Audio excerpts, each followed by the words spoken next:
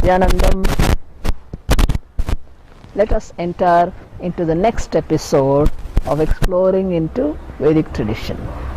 Today we are going to have an introduction into the sacred art of making deities for temples.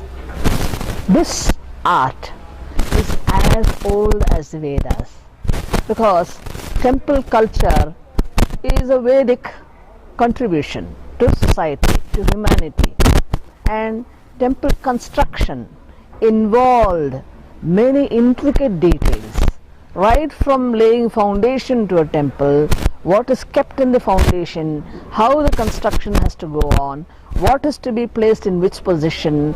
All these are based on the divine form.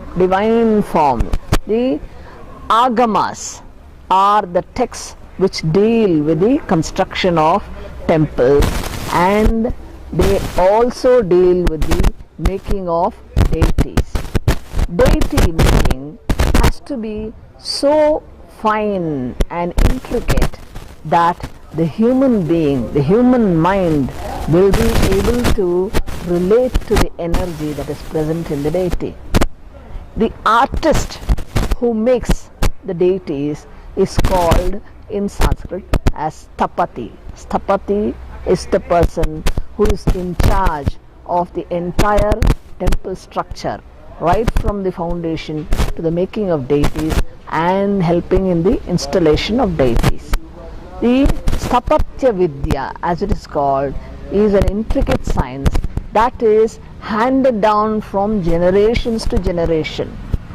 And during the early part of this century, there has been a downfall in looking after the temples, and therefore the Sthapatis, who were traditional craftsmen of this sacred art, they had struggled to live their life.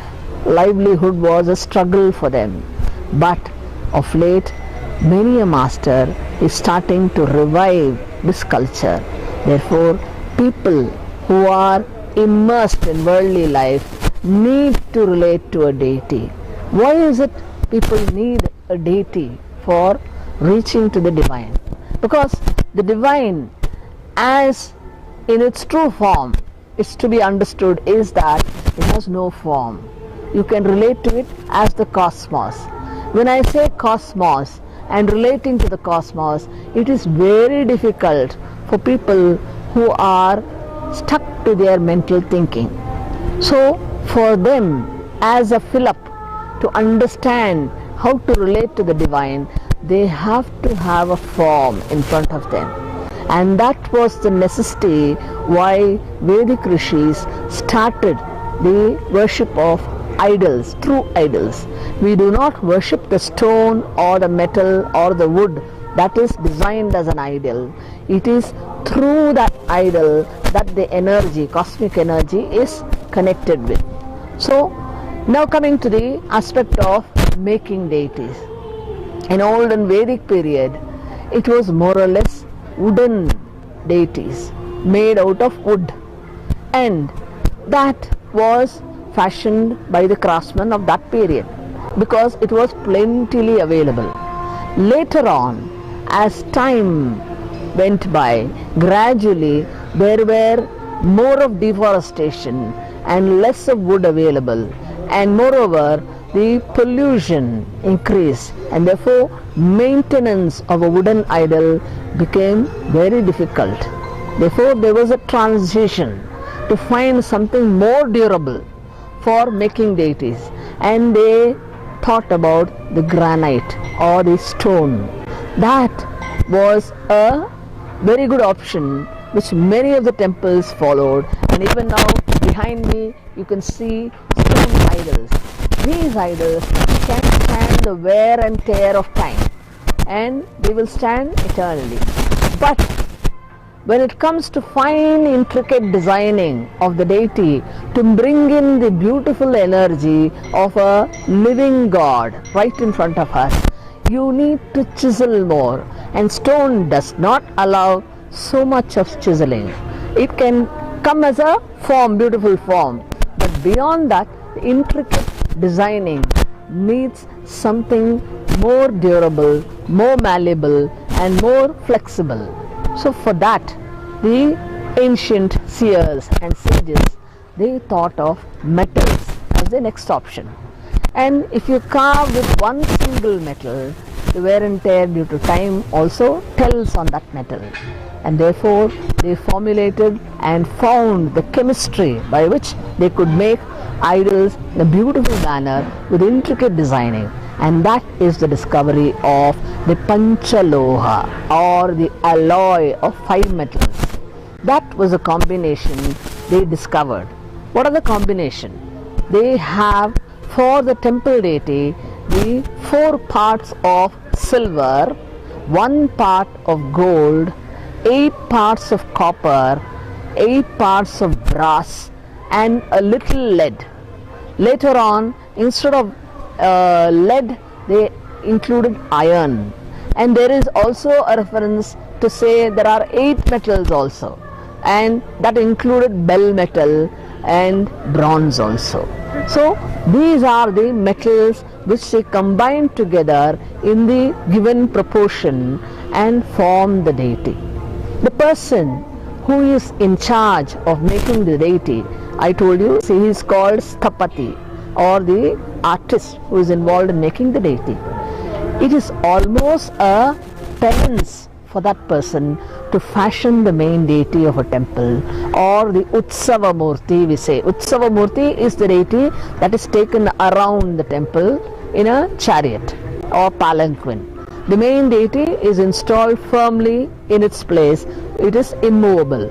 And even for that deity, if he has to do it in a metal, the person who is involved in doing, he in fact fasts, does prayer before starting, because it involves fashioning the God whom he has visualized.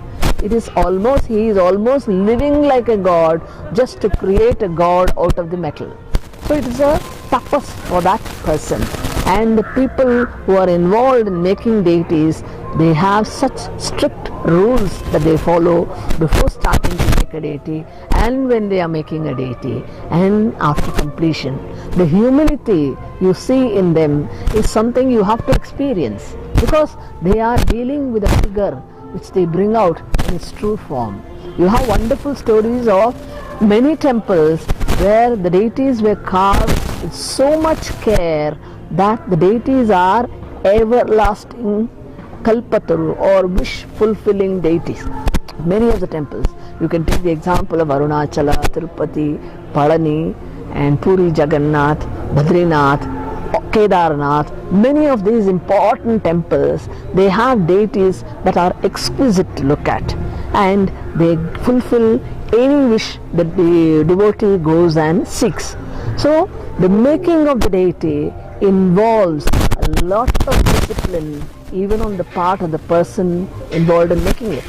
And as I told you, these bronze and these 5 metal alloy called Panchaloha is used for making the deities, so that mainly the Utsava Murti, or the smaller deity that is to be taken around everywhere in a procession, that deity, they always do it with the Panchaloha, because the 5 metals are signify the 5 elements with which the human body or any frame, even if it is an enlightened master who has come into a form, he is also taken the form out of the 5 elements. So the 5 elements are signified by the 5 metals, and the combination, you have a beautiful figure. And the advantage of having a Panchaloha idol is that it can capture energy very powerfully and retain the energy.